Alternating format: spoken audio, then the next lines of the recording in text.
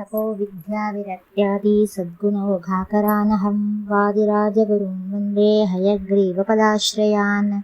अथ श्रीवादिराजतीर्थस्तोत्रम्। चन्द्रार्ककोटिलावण्यलक्ष्मीशकरुणालयं वन्दिताङ्घ्रियुगं सद्भिर्वादिराजं नतोऽस्म्यहम्। इन्द्रादिदेवताराध्यमध्वसध्वंशमादरात् वन्दिताङ्घ्रियुगं सद्भिर्वादिराजं नतोऽस्म्यहम्। श्रीहयास्यार्चनरतं साधुवेदार्थबोधकं वन्दिताङ्घ्रियुगं सद्भिर्वादिराजं नतोऽस्म्यहम्।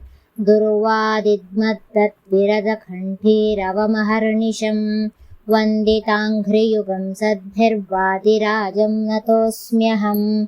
सर्वकामं प्रदं श्रीमद्विजेन्द्रकुलशेखरं वन्दिताङ्घ्रियुगं सद्भिर्वादिराजं नतोऽस्म्यहम्। मन्त्रक्रमविचारज्ञं तन्त्रशास्त्रप्रवर्तकं वन्दिताङ्घ्रियुगं सद्भिर्वादिराजं नतोऽस्म्यहम्। ज्ञानादिगुणसम्पन्नमशेषाघहरं शुभं वन्दिताङ्घ्रियुगं सद्भिर्वादिराजं नतोऽस्म्यहम्।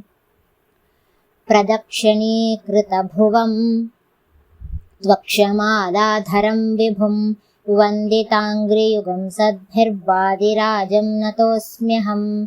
विचित्रमुकुटोपेतमचिन्त्याद्भुतदर्शनं वन्दिताङ्घ्रियुगं सद्भिर्वादिराजं नतोऽस्म्यहम्। पुरतो व्यासदेवस्य निवसन्तं महाद्युतं वन्दिताङ्घ्रियुगं सद्भिर्वादिराजं नतोऽस्म्यहम्।